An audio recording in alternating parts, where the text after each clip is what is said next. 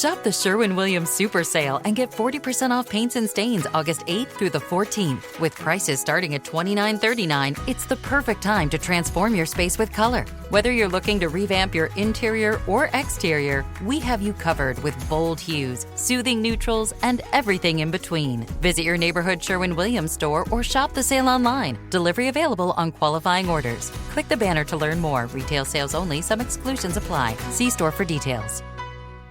With Robinhood, not only can you trade individual stocks and ETFs, you can also seamlessly buy and sell crypto at low costs. Trade all in one place. Get started now on Robinhood. Trading crypto involves significant risk. Crypto trading is offered through an account with Robinhood Crypto LLC. Robinhood Crypto is licensed to engage in virtual currency business activity by the New York State Department of Financial Services. Crypto held through Robinhood Crypto is not FDIC insured or SIPC protected. Investing involves risk, including loss of principal. Securities trading is offered through an account with Robinhood Financial LLC, member SIPC, a registered broker-dealer.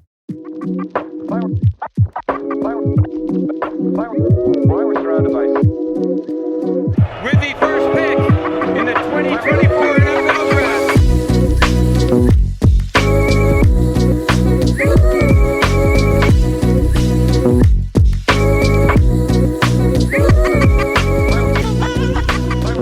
Welcome back into another episode of the Daft on Draft podcast. I am your co-host, as always, Corey Kinnan, alongside Dalton Miller.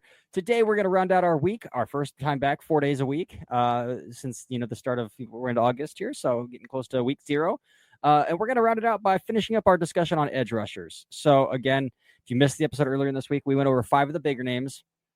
We aren't retouching on names that we hit in the team preview. So we broke down Penn State, Ohio State, Oregon, Texas. We're not going to talk about more. We're not going to talk about Kenyatta Jackson. We're not going to talk about Matayo Uiagalelei. We're not going to talk about the guys on those teams. Deny Dennis Sutton. So those are some of the names we're not going to touch on. But we got 5 other ones here that we are going to touch on, more of like the mid-round guys in this class. And I'm excited to talk about it. But Dalton, how are you feeling about these guys that we're about to talk about here?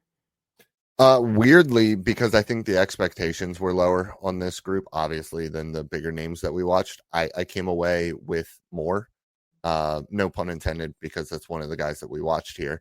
But I came away more impressed with this group than I did with the previous group. Now, that doesn't mean that I would grade them higher, per se. Yeah. But I found at least something that intrigues me about each of these guys, whereas the first group was more like, well, they're good athletes. They're built like you would expect an NFL defensive end to be built. They were 4 and 5 stars. Like, that's the first group of this. And then this group, I think, actually showed a little bit where I'm like, ooh, okay, let's see what we have here.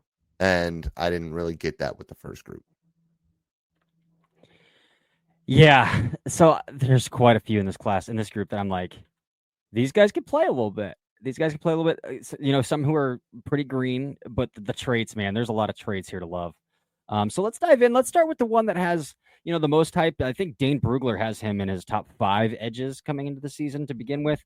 Blesto has a second round grade on him.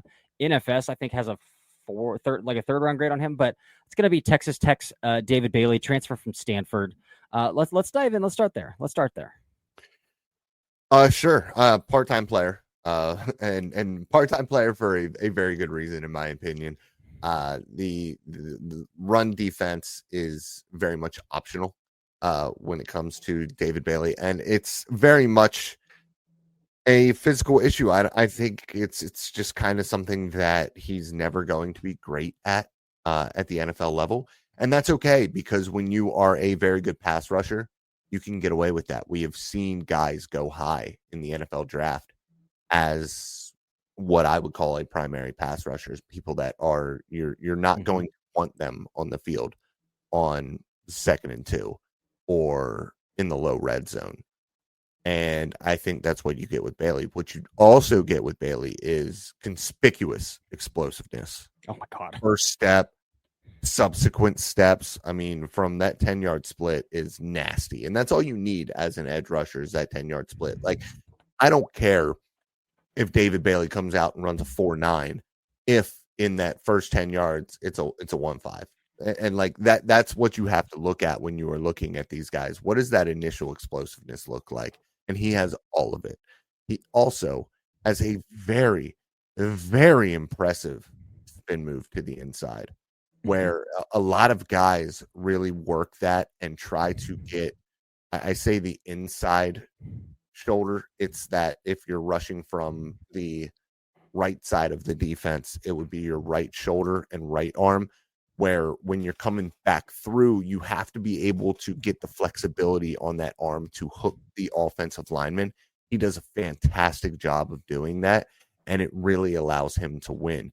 He hit it against SMU. He hit it against Notre Dame, and he is consistently winning outside track, which if you can win up the arc, you can play at the NFL level. He also has face crossing lateral explosiveness. He's got a fun little plan. He's got a nice little Euro step. He gets offensive tackles to overset, opens up the chest. He's able to convert a little bit of speed to power, even though that speed to power doesn't translate to his ability as a run defender. He throws off the footwork and the balance and the timing of offensive tackles and is able to put them on the back foot. A couple of negatives, which could be positives, because Trey Hendrickson has the worst swag in the NFL. And David Bailey has followed in his footsteps with absolutely no gloves, absolutely no uniform drip whatsoever. No finger tape, nothing. No finger tape, just raw dogging it. He actually did have his hand wrapped in one game. I can't remember what game it was, but it was like for an injury or a cut. It had nothing to do with trying to look cool. Makes him easy to watch, easy to find on tape though, which positive. If you make yourself easy to see on tape, I'm going to like you. But lackluster power profile. And although he's super explosive, he isn't, and I haven't seen a guy yet that I look at and I'm like, ooh, that's the type of bend that you take in round one. A lot of guys had it in the class last year. I haven't seen it in this class. I thought Bailey could corner. He can corner, but I don't think he's got the ankle flexibility. Really? That these other guys do. No. I thought he had nice ankles. But just to reiterate a lot of the stuff that you said, I mean, half-man responsibilities along the outside shoulder just obliterates half-man responsibilities the outside shoulder. 1-to-1, not quite the same result. Again, the speed to power profile isn't where I'd like it to be. No punch in his hands. Just like very negligible play strength. Again, I want to see that speed to power. I want to see it, especially because he's starting at, wide 9 looks, 7 looks. It's like you're even giving yourself 2, 3, 4 steps to build up that speed to try to convert to power, and still not a lot of ability to do that. Now, in terms of obliterating that half man outside shoulder, yeah, probably one of the best in the class at it. Just twitched up, but like even near the end of the season at Stanford, which is a program that was in a very bad spot at the end of the year last year, he was playing like 22 snaps a game. Like at the very end, he started to play more snaps. At the very end, he started to play more. Like the last 3 or 4 weeks, it's rough. Like 40s and 50s. Now, the word on the street is that I've heard is that he's going to be a full-time player at Texas Tech. So we'll see how that translates. But I think you saw a little bit more of a plan than I did as well, like a pass rush plan. I thought he was like, this is a guy who clearly knows how to win with his physical tools, but I'd like to see a little more, what's the word? Intentionality with the plan. I think I say that, and I think I put that as a strength because literally I don't see it with anybody else in this class. Yeah, I think this is an edge class, and I'm just like, okay. But the physical tools are there, and I think the physical tools are a great place to start this conversation. I'm going to skip the itinerary. I had an order in the itinerary, and I'm just going to skip around, whatever. Because the next guy I want to talk about, as explosive as Bailey is, this guy might be able to match him 1-for-1. Is even greener than Bailey. But like, I think if you are like creating a player, like you're going into Madden and you're going to create a player and you're going to create an edge rusher, or like NCAA, I don't even know. They might not even let you do edge rushers. I only do quarterback and Road to Glory. But you're creating your ideal edge rusher and create a player in Madden. You are building him to look exactly like Anto Saka from Northwestern. Like he is I think he's got a pretty dense lower half. He's long, explosive. Like I like this guy has the body type that I would look for. Now, again, he's as green as grass. Another guy who's only playing 20 snaps a game because he doesn't offer much against the run, but I think that's more of a technique thing because I think the physical prowess is there. Even the play strength is there to play against the run. I just think right now they're just only putting him in situations where they don't have to tell, like where they can tell him you don't have to think. But in terms of linear explosiveness, even some flexibility, man, like that dude can turn a corner. I think he's got some flexible ankles. Anto Saka is going to be my guy in this class where I'm like, this guy has every physical gift that you would want and absolutely none of the intentionality, none of the technique. So we'll see how it translates into this season, another year. He didn't transfer out of Northwestern, so he's still at Northwestern. But like I'm pretty bullish on like Saka the body type and Saka the traits. So body type, I'm going to push back a little bit because he's okay. You can because he's sub 250. If he was 265, I would be singing a different tune. But that's just like I like a little bit bigger with my edge rushers. 245. Yeah. But he's like a rock. He's pretty chiseled. 245. Yeah. He's built well. And I think that I saw maybe a little less green than you. Okay. The ankle flexibility is there with him. Yeah. He's got the ankle flexibility. He doesn't pair it with unbelievable hip flexibility to really delete rush angles. But what I do like is I saw a very cool little stab and chop combo where he stabbed with his inside hand and actually chopped with his outside hand when the tackle tried to counter on his inside hand. And so he won the outside on that one. That was against Maryland. I thought that was a really impressive rep. And he has, even though he's smaller, and I've told this story before, this running back that I played with when he was a sophomore, I was a senior. He was a smaller guy, but he was so explosive that when he ran into your chest and you weren't quite ready for it, he would take the breath away from you. And that's the type of explosiveness and violence that Saka can bring naturally to the game. It's not Micah Parsons level, but he has that smaller dude in terms of like the pantheon of edge rushers. But he has the explosiveness to run through your chest if you are not ready for it. Gets into it, forces extension. He's able to drive the sled a little bit, and that comes with, part of just being well built overall. No reactive ability whatsoever to tackle.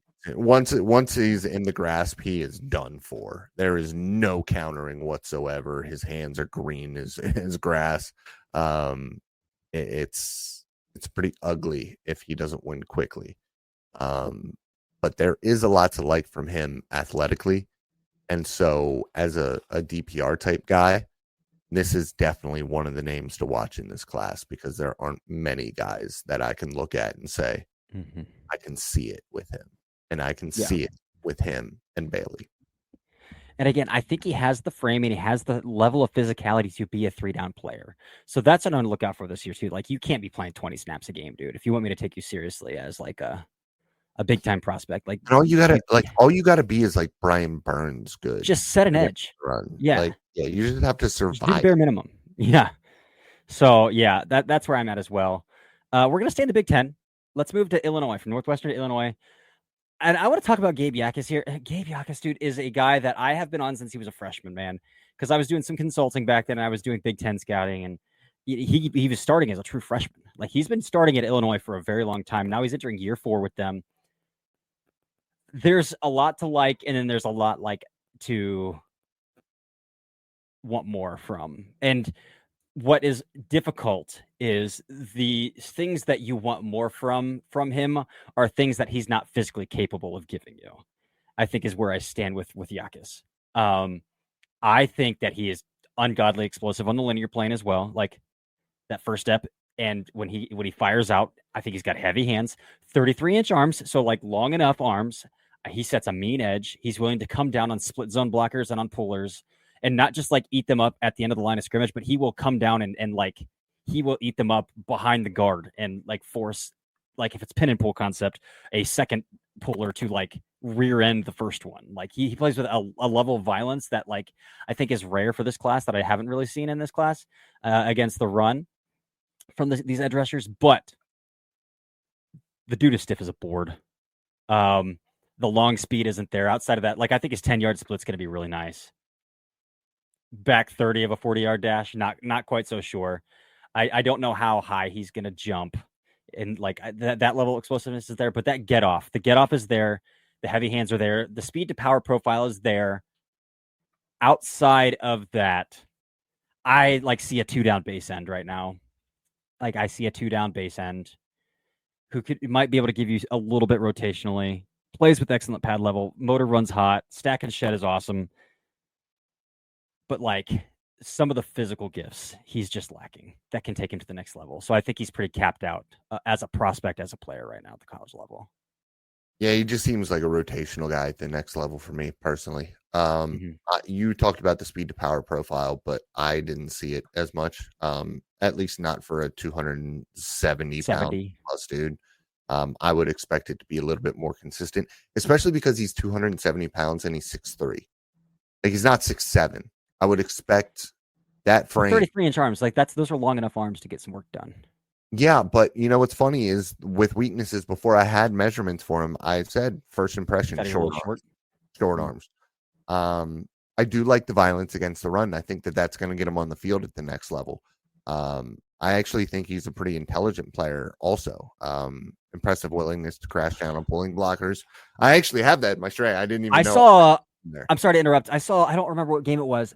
I saw a run game rep where he read pin and pull and the tight end was trying to pin down the guy inside of him, and he bounced outside of the pin and pull, still held contain on a little jet sweep and made the tackle along the boundary. Like that kind of high IQ run defense is stuff that I saw from him. Like he's sniffing out concepts. He's trailing. So yeah, I see that too. Yeah, and I think he's more just of a reactionary rusher. I don't really think he has much of a proactive plan. I think a lot of it is just read and react to what he is seeing from the offensive lineman. And he is a complete sack merchant. I mean, the production is hilarious. One miscommunication on the front line. This is against Michigan. One completely open loop. One effort sack after about 4 seconds. And then he had an effort sack against Oregon after about 762 seconds is what I wrote down. So an effort guy, a high effort guy, but not a guy that you're going to trust to consistently produce pressures at the NFL level. No. But I will say, and this makes me a little more bullish on his floor as well, I actually thought some of his best reps are when he was reduced down inside. Yes. So if you can play him and he can give you some juice reduced down inside, he's going to get on the field. So 4-eye, 3-tech looks, I think, are in his wheelhouse. And those are some of the best pass rush reps I saw from him where we're coming from the interior. So, yeah. And I actually did an Inside the Film Room. I live scouted Gabe Yakis. So if you are a paid subscriber, go watch that video. If you're not a paid subscriber, pay me $8 a month. Go watch it and then cancel your sub. I don't care. But yeah, I like him for what he is. I think he has a skill set where he's going to find the field, but he doesn't. He lacks the physical traits to really find that upper echelon as a player. This next guy has a lot of hype as well. I think he was one of Dane Brugler's like top 10 edge rushers. NFS has him as the second highest graded upperclassman in the class. And I believe Blesto has a 3 on him as well. I didn't see that kind of upside and I see upside. I didn't see that kind of player with Zion Young from Missouri. I think we see him completely opposite. I see the player. I don't necessarily see the upside. Really? Okay. I have down here for weaknesses, underwhelming explosiveness. He can't consistently threaten the arc. Struggles with reactionary plant and swivel in pursuit. Just a little bit high hipped. Far less effective and efficient versus better competition. He got locked the heck up by Zune in the Texas A&M game. He completely dominated Oklahoma. He got locked up in the Alabama game too. Yeah, it was a bloodbath against Oklahoma. Clear reactive hands, sharp, accurate, quick, great cross chop, precise hands. He consistently finds the offensive lineman's hands, the tackle's hands, the tackle's wrists. He's able to control and counter very quickly. And so, like, that's what I like. I like those reactionary hands where you aren't being a proactive edge rusher per se. You're trying to run through the chest, but you are running through the chest to control the offensive tackle's strike and then work off of that. And I think that that's where he wins really quickly. He's got an impressive build. He's thick throughout his frame. He's got great length. He mixes up his pass rush plan. He's got a plethora of attacks. I just don't see a huge ceiling. And when you're getting beat up by better competition, I mean, luckily he plays in the SEC, so he's going to continue to play against a bunch of good competition. We're going to see examples this year of if he's really got it or not. Yeah. So I saw some of that. I disagree with some of that. I thought his juice was not top end as well, especially in pursuit. When you see him try to slow. It looks like he's slow. straining and he is not moving. And I also thought his change of direction was pretty bad in those moments where he had to kind of stick his foot in the ground and get moving. It took him a little while to get his momentum shifted. But the dude is long as hell. He's only listed at 33-inch arms. He looks a lot longer than that on tape, though. Looks a lot longer in his frame. He's got to have an 80-inch wingspan. Yeah. 80 and a half inch wingspan. Yeah. So 6'5", 101, 220 or 255, 80 and a half wingspan. He looks bigger than 255. 255 looks right to me. Really? I think Saka looks just as big as him. Yeah. On tape. I thought, again, a pretty hot, a good edge setter, but like when he was the key read on zone reads or anything like that, he was a cat chasing a laser pointer. Yeah. So I thought the instincts in the run game were pretty bad. You saw a little bit more with his hands than I did. I specifically didn't see once hands got into his chest, like zero ability to counter, zero ability to replace hands, which is a play strength thing, but also like a counter thing. I didn't really see it on tape. Yeah. Average explosiveness getting off the ball. I did think that his short area quickness was pretty okay. Like he could cross face pretty well. He could force an overset every once in a while and take back the inside track. But that, and then he possesses a good long arm and a decent speed to power profile. That's about really all I saw though from Zion Young. So I'm going to come in pretty significantly lower than where these scouting agencies came in and where same. Like I'm going to come in with like a 5th round grade on Zion Young. I'm not going to be quite that low, but I'm going to be lower than. I'm definitely more bullish on Yakis, Saka, and Bailey than Young.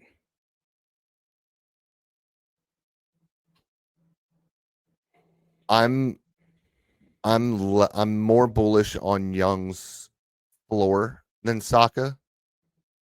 I like the ceiling on Saka, and I like the overall game on Bailey more. Yakis just doesn't really do it much for me. He's a safe. He's like, if you're in the 4th round, that's a player you know is going to contribute. Just give me a rotational guy. Yeah. Yep. That is safe. what he is for me. Yeah. All right, let's round this out here. We got one more to talk about. Michigan's Derek Moore. This is a DPR type that he's a DPR without the high-end DPR juice.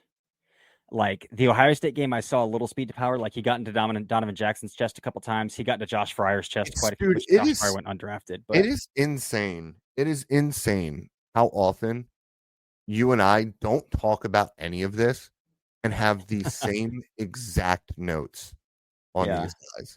Because I wrote down the same thing. But that's it. Outside of that and a high motor.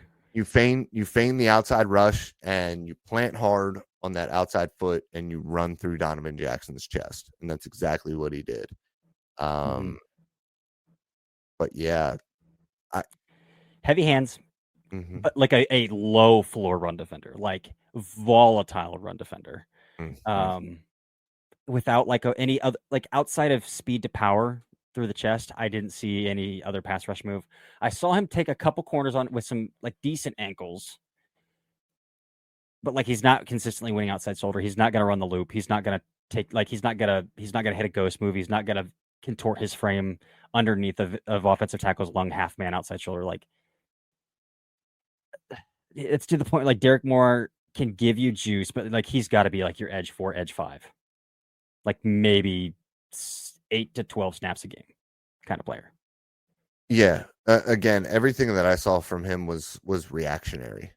There's no real quick wins with him. It's all get into the chest and then kind of read and react and see if the quarterback steps up. Maybe I can use my hands to wipe and rip through a little bit later. But you got to be able to win quick at the NFL level. Mm-hmm. And he doesn't have the athleticism or the pass rush plan to win quickly. So I don't know what to do with you. Blesto has a 3rd round grade on him. No, I'm sorry. Blesto has a 5th. NFS has a day 2 grade on him. 5th is like the ceiling of where I would take him. Agreed. I think. Agreed. Yeah. Give me UCF's Malachi Lawrence ahead of. Jeez, I did not watch a single UCF pass rusher. If you want a deep sleeper to go watch, though, turn on some Alcorn State tape and watch Malachi Bailey. Transferred to Arizona. He's at Arizona this year. Oh yeah. Go watch Malachi Bailey. I heard some about the guy dude at Michigan as well. TJ Guy. Oh, yeah, I didn't watch any of them, but I heard about it. All right, TJ Guy. Let's see. Is he an upperclassman? Because we might have Blesto or NFS on him here. I can find out. I could find out pretty easily here too. TJ Guy, 5th round grade from Blesto. And a very low grade on NFS. 6'3", 249, 31 and 2/8 inch arms. Yeah, I saw that earlier. I saw the arms earlier. That's why I didn't watch him. Yeah. I went down the list and I was like, who has long arms? And I saw Nigel Kelly and Malachi Lawrence both had 35-inch arms for UCF. And I was like, okay, I'm going to watch UCF defense today. And I did. So, yeah. Yep. But that's it. Next week, we're going to get into some rookie previews, some NFL rookie previews, and we're going to do offensive tackles. So that's the shenanigans we're going to get into next week.